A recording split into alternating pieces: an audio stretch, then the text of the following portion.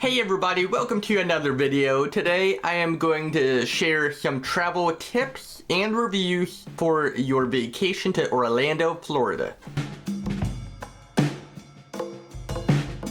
Of course, everybody goes to Orlando for Disney or Universal, and I'm gonna share some things about that, but also other things to do in Orlando and maybe the best way to save money or maybe even help people out there build their itinerary for a vacation. So if you plan on flying, of course, the longer distance you fly, sometimes, the prices could be a lot more. So plane tickets can range anywhere from like $300 all the way up to $600 or even $700 a person. But doing things like not picking your seats, not taking a checked luggage, but maybe packing small and taking carry-ons can save you a little bit of money as well.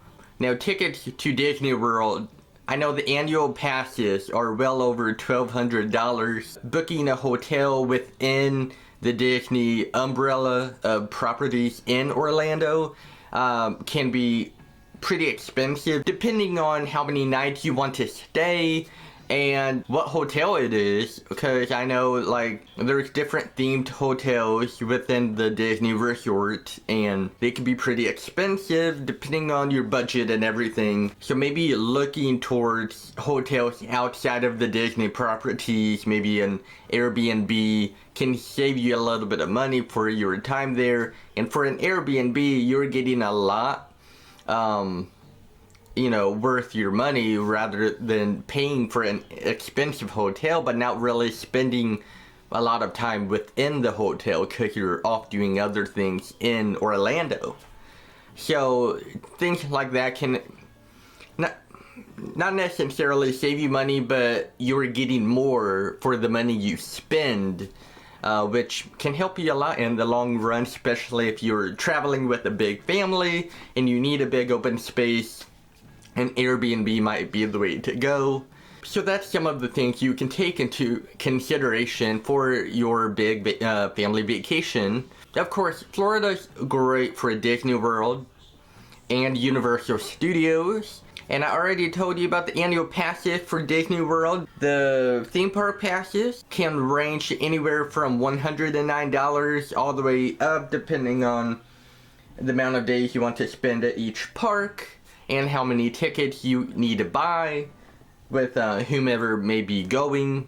And Universal tickets, I'm seeing at tickets as low as $107, all the way up to $302. Now, a lot of those are, 2 parks in one day, but the prices look pretty comparable to Disney. But I have not gone to Universal. I've just been looking at prices online and kind of comparing the two.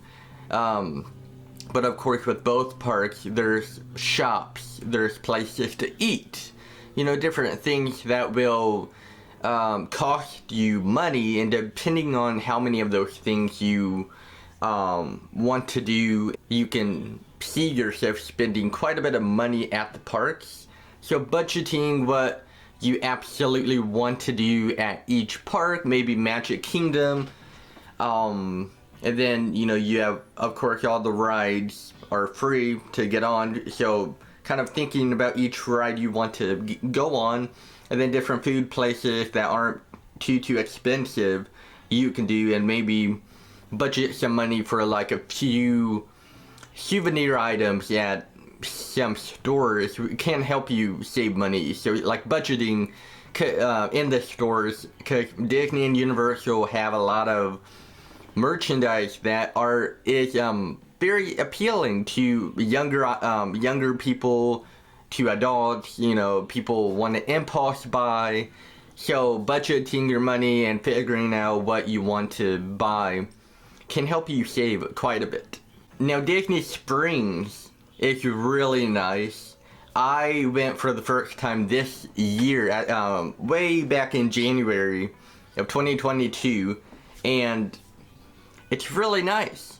It's what I would call a shopping center. There's a lot of stores and places to eat, different things like that. But it's really nice. When we went, it seemed very maintained. But again, it's one of those money grabber opportunities where you could see yourself spending a lot of money. Also, there's this really nice donut shop in Disney Springs, and oh my god, it's so good. And medieval times is something you can definitely do in the Orlando area. For the whole family, you know, dinner and a show. It's very gladiator type-esque of a show with horses and knights and different things like that. And you know, get a good meal.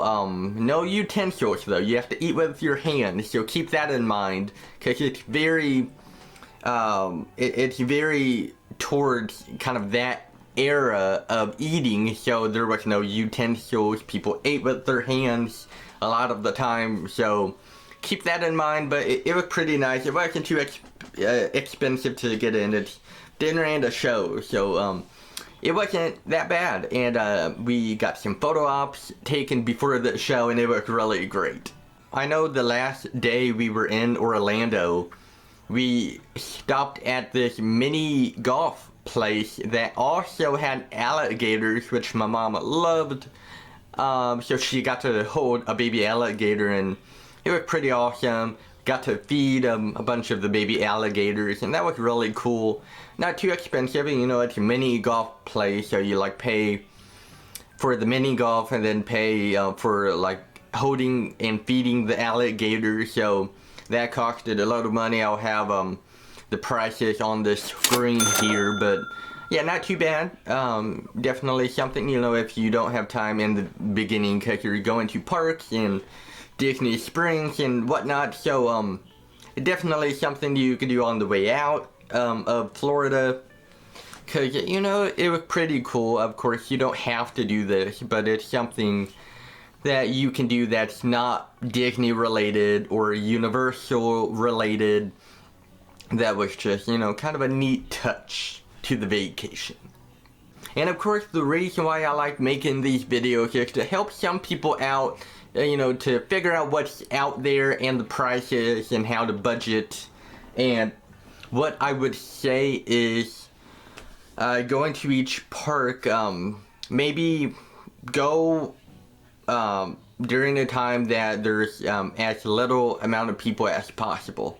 And what I've seen from other people is going later in the day and staying late in the night hours, and maybe instead of sitting around watching the fireworks show at Cinderella's castle, you are riding rides, because lines would be down to none because everybody's gathering at the castle for the fireworks show. So that'd be a great time to get some nighttime rides in, at maybe some rides that do see a long line most of the time, but that'd be a time to go when there's little to no lines and you just basically walk right on. That's a nice tip that I've seen other people do that I definitely wanted to point out for people who maybe weren't aware of that nice perk. So yeah, comment down below if you're planning a trip to Orlando, Florida, and different things you want to do, and maybe I can answer some questions on, you know, hey, you didn't talk about this, you know, what about this, or this price, you know, that sort of thing. But yeah, thanks so much for watching today's video. Please like, comment, and subscribe, and I'll see you later. Check it out, I'm on Linktree now. See what I'm up to on all of my social media pages, YouTube, Instagram, and more. Be sure to like, comment, and subscribe. And thanks for watching today's video.